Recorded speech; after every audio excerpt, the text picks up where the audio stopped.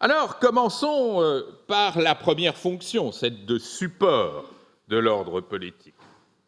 Et là, nous découvrons des incertitudes sur lesquelles je voudrais attirer votre attention et que je voudrais discuter avec vous.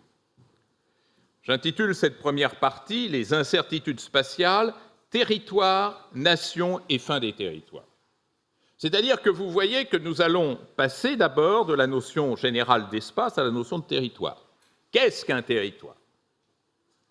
Et puis, quel lien s'est-il construit entre territoire et nation? Vous savez déjà que ce n'est pas la même chose, mais justement, le lien entre les deux est un lien complexe. Pour aboutir enfin à une interrogation un peu rebelle, un peu désinvolte, critique, à savoir peut-être assistons-nous en ce moment à la fin des territoires au sens strict du terme. Alors, derrière la notion de territoire se trouve bien entendu celle de territorialiser le politique. Qu'est-ce que ça veut dire territorialiser le politique? C'est-à-dire, c'est donner une base territoriale à l'action politique. Tiens, qu'est-ce que c'est la politique? Vous savez ce que c'est que la politique? La politique, moi, je vous la définirais comme l'art d'organiser la coexistence des individus. C'est ça, la politique. Pour qui fait de la politique, ou plus noble encore, pour qui fait de la science politique, il s'agit d'étudier la manière dont on organise la coexistence entre individus différents. Et le premier réflexe, c'est de dire, mais organiser cette coexistence suppose une délimitation. Jamais, sauf quelques doux rêveurs, n'ont envisagé un gouvernement mondial. Le gouvernement se fait par morcellement dans l'espace mondial. Ce qui amène tout de suite à comprendre à travers ce passage aux politiques ce que territoire veut dire.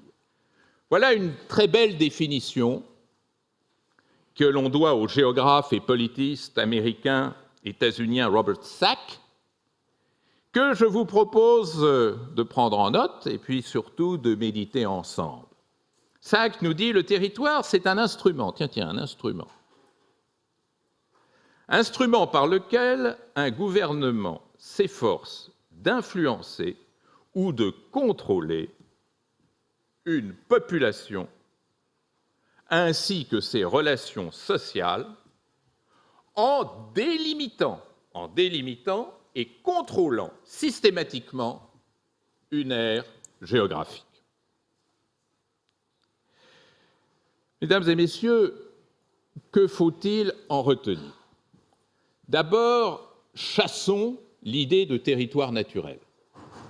Ce n'est pas la nature qui impose des territoires à l'homme, c'est l'homme qui découpe la nature pour se doter de territoires et pour bien montrer la soumission du territoire à la volonté politique. Très justement, Sack nous dit, le territoire c'est un instrument de gouvernement. Ce que n'est pas du tout l'espace, comme je vous l'ai indiqué tout à l'heure. C'est un instrument de gouvernement. Alors, un instrument, M. de la Palisse me l'a rappelé hier soir, c'est quelque chose qui doit servir à une fin. Un tire-bouchon, ça sert à enlever un bouchon. Le territoire est un instrument qui permet de gouverner. Et pourquoi est-ce un instrument de gouvernement? Eh bien, nous dit Sack, parce que grâce au territoire, on va influencer et contrôler une population.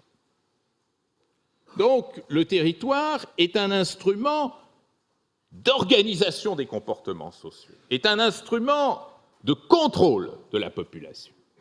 Parce qu'on a délimité un territoire, on a découpé une portion de la population mondiale, et grâce à cela, on va pouvoir la contrôler.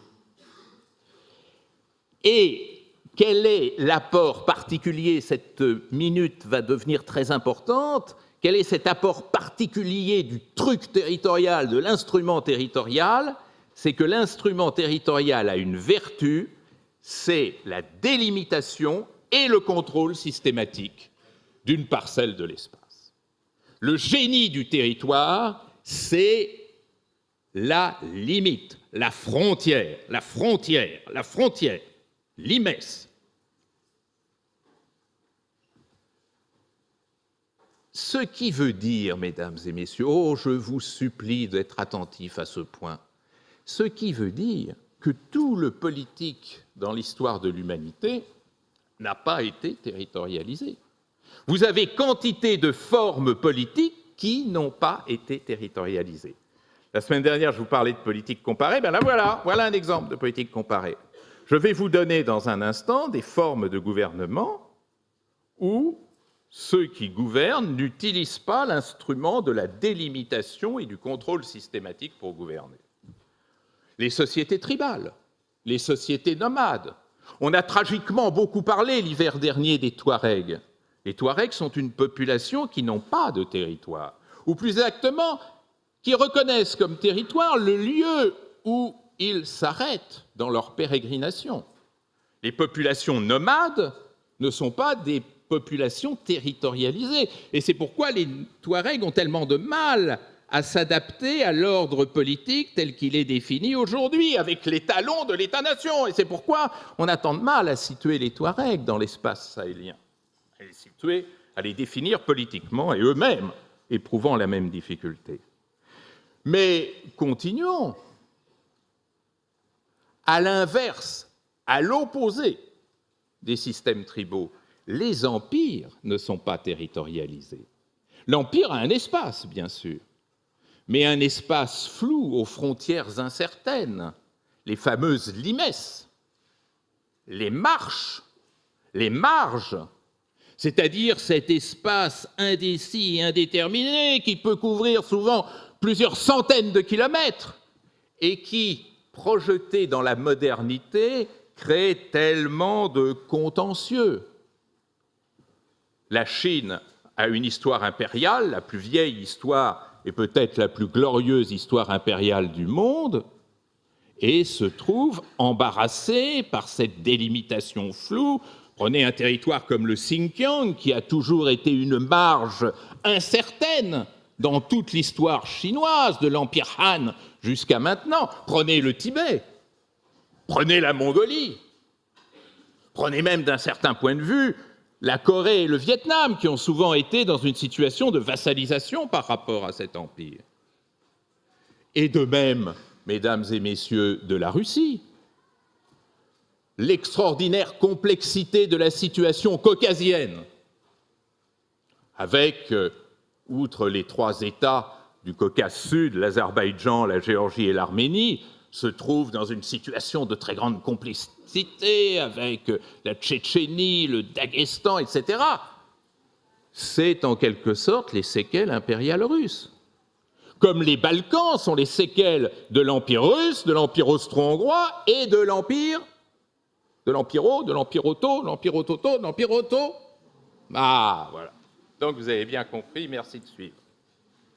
Ce qui veut dire donc que comprendre la territorialisation du politique dans l'espace mondial d'aujourd'hui, c'est comprendre les très nombreuses ratées de cette territorialisation du politique, où cette idée de délimitation de frontières coupées au cordeau, disposant en quelque sorte d'une légalité absolue, n'est en aucun cas partagée par toutes les histoires, ni par toutes les cultures. Qui est derrière la territorialisation du politique? Les Européens. Les Européens ont toujours été dans leur histoire des obsédés du territoire. Et c'est bien ce que l'on entend, nous y reviendrons plus tard, par système westphalien, ce découpage de ce petit continent qu'est l'Europe en une marqueterie de petits territoires qui sont censés constituer la plus de 50aine d'États qui forment aujourd'hui l'Europe. Regardez le continent américain, regardez le continent asiatique, vous ne trouverez pas ce même miroir éclaté, ce même extrême morcellement, cette jouissance de la juxtaposition institutionnalisée à travers des frontières qu'on a tant de mal à effacer. Alors, la territorialisation du politique, c'est quelque chose d'exceptionnel. J'aime bien les exceptions. Retenez celle-là.